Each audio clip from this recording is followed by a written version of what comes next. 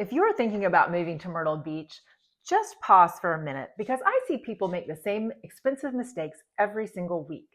And once you move here, it's too late to undo it. Most people think Myrtle Beach is just sunshine, beaches, and affordable homes. And there are those things, but there are 7 things no one warned you about. And if you don't know them before you buy, they can cost you thousands, wreck your lifestyle, or leave you stuck in the wrong area. I help people relocate here every week. And what I'm about to say is exactly what I wish every buyer knew before they moved here. Make sure you watch until the end because the last one surprises almost everyone. If you're thinking about buying, selling, investing, or relocating to Myrtle Beach, I'd love to help you make the right move the first time. I talk with people just like you every single week, families, retirees, investors who don't want to guess and don't want to make a costly mistake. Just book a call with me. Even if you're months away, I'm happy to answer questions and help you build a plan that actually fits your lifestyle. All right, so point number 1, the traffic shock no one warned you about. Myrtle Beach traffic isn't big city bad, but it can catch new residents off guard. Myrtle Beach has a year-round population of only about 40,000 people. So you think kind of like small town, small city, right? Maybe plenty of cars, but no real traffic. Well, during peak season, the Myrtle Beach population swells to 400,000. And if you include the surrounding areas, the entire 60-mile stretch of the Grand Strand, add another 200,000 to that. Seasonal tourism can double drive times in certain areas. Now, we have 3 levels of tourist season here: high season, low season, and shoulder season. So high season is Memorial Day to Labor Day. It's summer. That's our peak tourist season. Low season is winter. We do actually still have vacationers here. Our winters are so mild that people come for golf as well as other sports. Shoulder season is both spring and fall. The tourist numbers are less than summer, but more than winter. Kids are back in school, so all the family vacationers have left, but other vacationers enjoy this time. The weather is still warm and mild, not quite so hot. It's actually the locals' favorite time to boat and go to the beaches. Now, some neighborhoods look close on a map, and that's where you can get confused. But they feel far during peak season. Traffic congestion near the beach or heading toward the beach or other popular destinations during peak season considerably lengthens drive times. 5 minutes from the beach can actually mean 30 plus minutes depending on the road and the season. And it isn't just car traffic. We still have some swing bridges here. Swing bridges open up to allow boats to pass through waterways. During boating season, which is actually spring, summer, and fall, keep this in mind when traveling on affected roads. So the relocation mistake here would be buying without driving the area in the busier seasons. Number 2, sometimes areas close to the beach can bring challenges.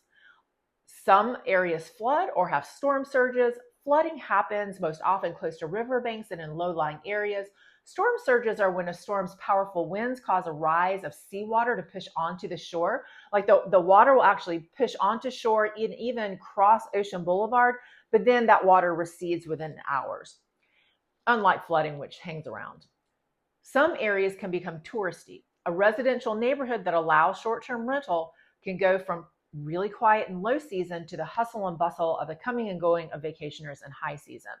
The relocation mistake here would be choosing based on listings instead of lifestyle. Number 3, HOA fees can make or break your budget. Myrtle Beach has a high number of HOA communities. HOA is Homeowners Association. The role in HOA plays maybe as little as just making sure no one keeps a junker car in their front yard to providing full lawn and landscape service and building maintenance. Most of the time, it's somewhere in between, just like maintaining common areas, including, say, a community pool and other amenities. Some HOAs are only $50 a month. Others are $400 a month or more. Generally speaking, the more the HOA covers, the more it costs. Makes sense, right?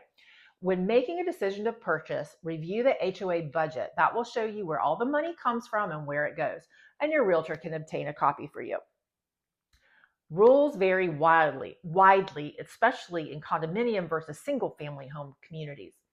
Rentals. Some allow short-term rentals or long-term rentals, and some don't. Pets. Number and types might be restricted. Golf carts and motorcycles, there can be restrictions on whether or not they are even allowed at all, or if they are, where they need to be parked. Boat and RV parking on property, this may or may not be allowed. Review the HOA rules and regulations. This will explain in detail what is allowed, and your realtor can obtain a copy of that for you as well. So the relocation mistake here would be falling in love with a home before understanding the HOA. 4, insurance and flood zones surprise new buyers. Coastal insurance is different than inland insurance. Here, we need wind and hail as part of our policies. This will add cost to a policy. You don't always need flood insurance, but if you do, that is separate from your regular policy. Flood zones don't always mean flooding. We have 2 flood zone categories in this area, X and AE.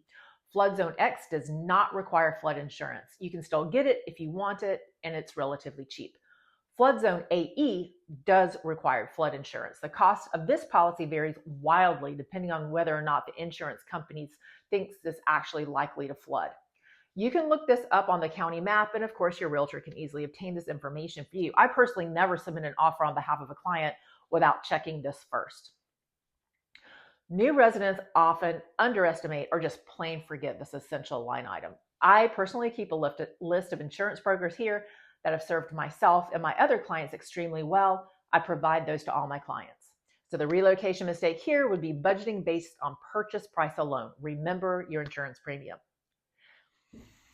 If you're even thinking about moving to Myrtle Beach, make sure you talk to someone who actually works with relocation buyers every week. Just book a call. I'm happy to help you plan this the right way. 5, short-term rentals and long-term rentals. Myrtle Beach is investor friendly, but not every neighborhood is. Some condo buildings feel like hotels, while others feel like true communities.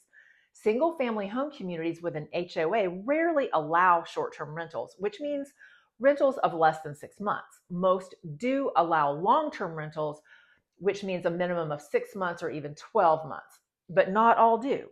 Zoning and HOA rules matters more here than in most cities. So the relocation mistake here would be buying in the wrong area for your personal goals and plans. Healthcare access is affected by location. Some neighborhoods offer quick access to hospitals and specialists. Other requires longer drives that retirees and families may not expect. There are major hospitals in 7 locations: Myrtle Beach, North Myrtle Beach, Conway, Murrells Inlet, Little River, and Loris. There are specialist offices and urgent care centers sprinkled throughout the Grand Strand. Depending on your needs, you will want to keep this in mind. So the relocation mistake here could be not aligning the location with your stage of life. Now, here's the best part, number 7, the good news most people miss. Property taxes are quite a bit lower here than in many states, especially for a primary residence. Cost of living can be significantly less than where many buyers come from. I've had clients moving here from the Northeast share with me that they find gasoline, electricity, and natural gas prices here to be much lower than their home states. You can live near the beach without paying beach prices if you know where to look. There are still hidden gems that haven't been fully discovered by the crowds yet. I'm excited to share these with you when you're ready. The reality, the people who plan property love living here. Hit that subscribe button. I can't wait to connect with you. See you in the next video.